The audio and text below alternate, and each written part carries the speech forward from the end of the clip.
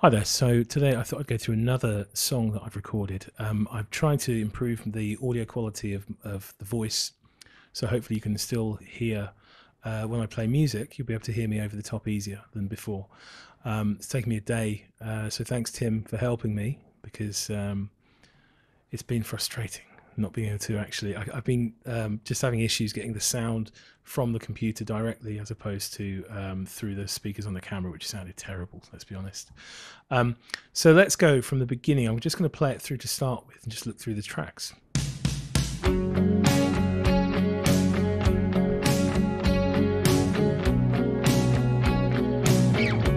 So we've got the forgotten about instrument of the rock world, the marimba. I do say that as a kind of joke. But that's doing that, going on underneath it all. Let's go through again. Let's highlight some other things. So we've got some pads going underneath. So that's just, again, the electric piano, and then set to like a sort of a synthy pad sound. And I've done the same thing, but so in other words, I've just duplicated that track after I've played it in, and then just thought, you know what? I'll use a slightly different sound this time. So this is much sort of more, even though it's not real strings, it's kind of a more realistic sounding string pad. And again, very simple stuff, just very simple chords played. And then let's go through the list. Then we've got our bass guitar. Very kind of simple. Nothing too complicated, because of course in the original song it's all quite straightforward. It's a massive hit, you know, back in the 80s. Very sort of driving bass line, just keeping everything sort of in time, roughly. And then here we've got, I normally would use Superior Drummer these days because I feel like it sounds the best, okay? But when I came to do this song, I ended up thinking Easy Drummer had a great rock kit. So what's it called? Actually, I forget what this kit's called. It's called Rock Solid. And for me, this kit just sounds great.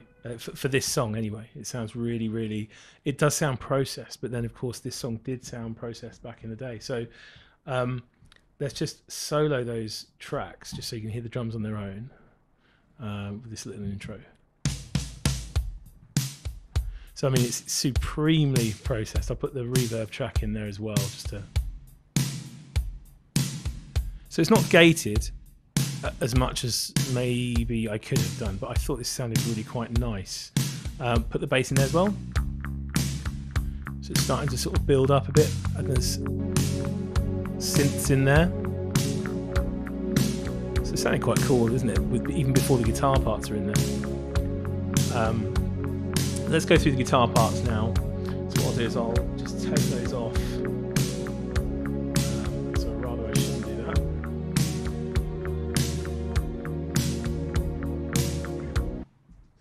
And then we'll take off the back.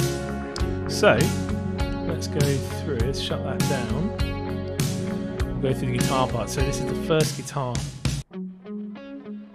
which is kind of the main riff, but I've doubled this up a few times.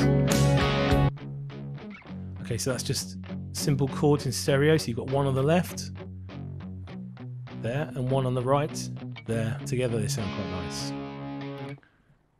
And then we've got this other track going on. So this is kind of the delay kind of effect on it, just to kind of get a bit more sort of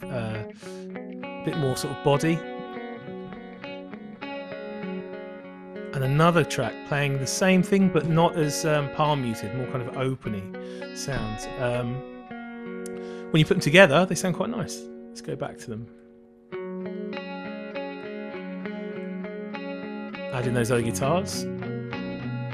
It's starting to sort of build, and then add in the other. So we've got the palm muted, the open, the clean open sound, and then you've got these distorted sort of power chords. And then the other parts carry on during the verse. So this is the verse part here. So let's go down the list a bit more.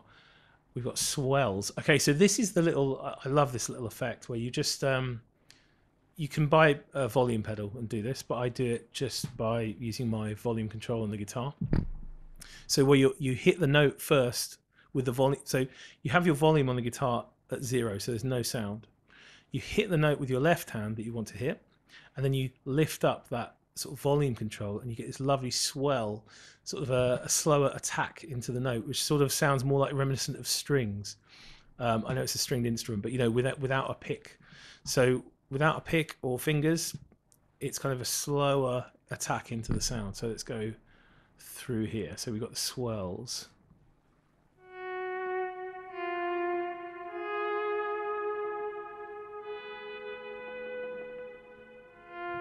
So let's put this in context. So I'll put everything back in.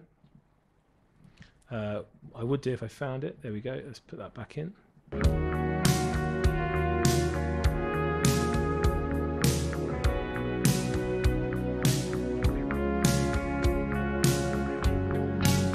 There's a nice little chordy bit going on underneath as well, which I think is this track. I've not labelled this session very well. I think I think that sort of shows I was trying to do it as quick as possible. But when you go back to analyse it, you end up thinking, I wish I would have labelled it better because it's easier to find things. Here we go. So this is, I think this is going to be this sort of plucky, nice string chorus bit. Actually, no chorus. Wow, that's unlike me.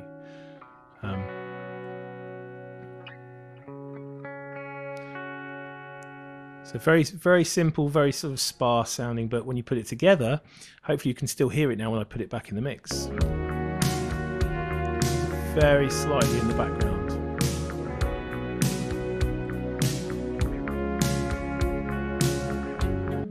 Then we're back to the kind of the main riff under the vocal. And hopefully now you're hearing that there's more than that riff. It's kind of repeated, duplicated that we went through earlier. They're back in there again. And then I should say these tracks I've muted here, they're the main melody. So this is basically the vocal line that I play on the guitar. So let's have a quick listen to them just to remind you what they sound like.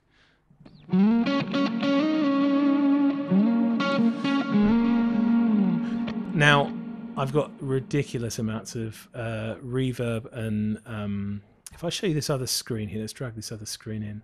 So we've got this delay going on. And then we've also got this, one of my favorite reverbs, which is the Eventide Black Hole, and it makes everything huge sounding. Now, you won't necessarily notice that in the mix, but for some reason, when you take it out of the mix, it sounds slightly more sparse, and I kind of like the way it makes, it's almost like it makes things gel together a bit more. So let's see what it sounds like if I add it back in.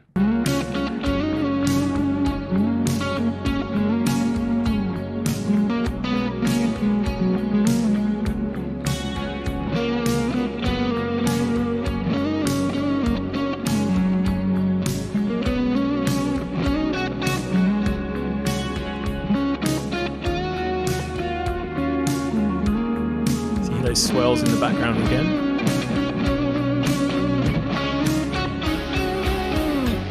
Take out the main melody.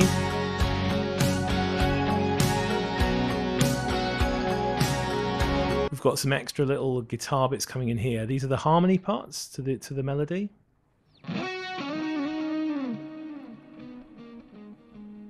It's kind of weird because when you hear them on their own, they just sound a bit almost disjointed. But when you put it in the mix, it sounds quite nice. Let's put them all in the mix together. Okay, sorry, I missed out the main thing there, the melody.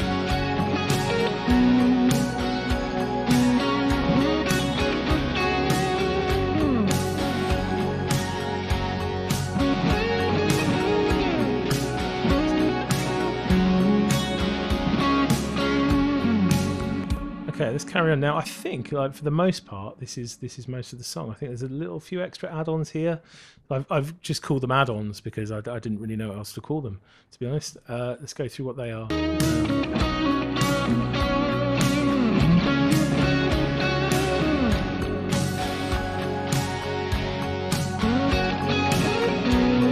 So these are literally just harmonizing with the main melody. So let's put them on their own without the main melody, just to hear them here.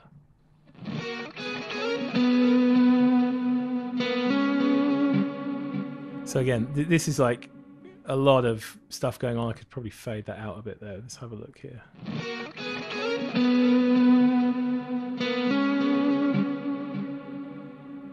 You know, crazy amounts of reverb, crazy amounts of delay. It's all about just trying to fill the space a bit, because I think the vocalist, well, this is obviously for a vocalist to sing usually. So the guitar playing the vocal line doesn't always have the desired effect. So you just try and find ways around filling up the space a bit more to try and make it more prominent, more like a vocalist would be. So let's go here. Let's play it back with everything together.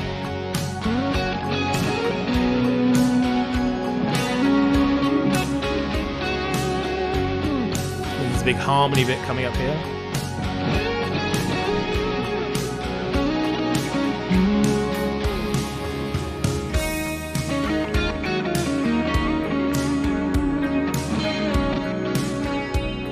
Take out the melody, it's just the rhythm.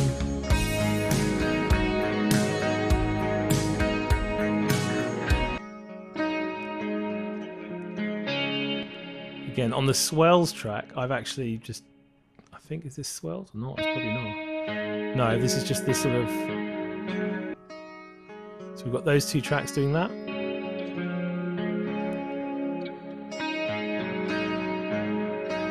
So you can hear there, you can hear two different levels. Like, one is quite the full sound. This one here is the full kind of, maybe with a phaser on it, something like that, I think I've added to it. And then we've got this other sort of clinky sounding, much thinner sound. Now, to me, the reason I do that is because I want the definition to come out of the big sound. But sometimes the big sound doesn't have that definition because it's kind of loses some of the top end. So this is kind of just mixing two sounds together to try and make it cut through. So when you put them together,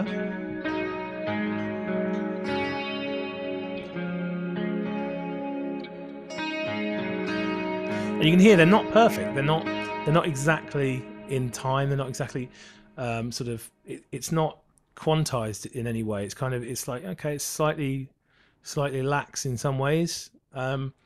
Again, I don't see that as a bad thing, because if you try and sometimes the best songs come together, there are things lacking in them where you think, oh, maybe I could have sort of done that track, but actually for the most part it's quite cool not to be too kind of not to be too polished and perfect, not all the time. Otherwise it just sounds like it's lacking something sometimes.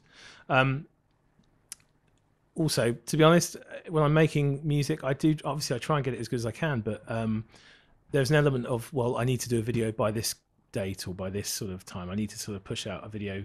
I'm trying to be kind of regular with the videos, not leaving too many gaps between. But there we go. It should sound pretty cool. So I think for the most part, that's the rest of the song, because the rest of it's just the same parts. Same parts we've already gone through all together. The fade out, the classic 80s fade out. So I hope that's been of some kind of interest to you. Please like and subscribe if you do enjoy this kind of stuff. I will obviously put out some more just music videos without all the talking over the top. But I thought I'd give this one a go today with the breakthrough with actual, hopefully decent sound for speaking and playing back. Anyway, I will see you all soon. Thanks for watching. Cheers.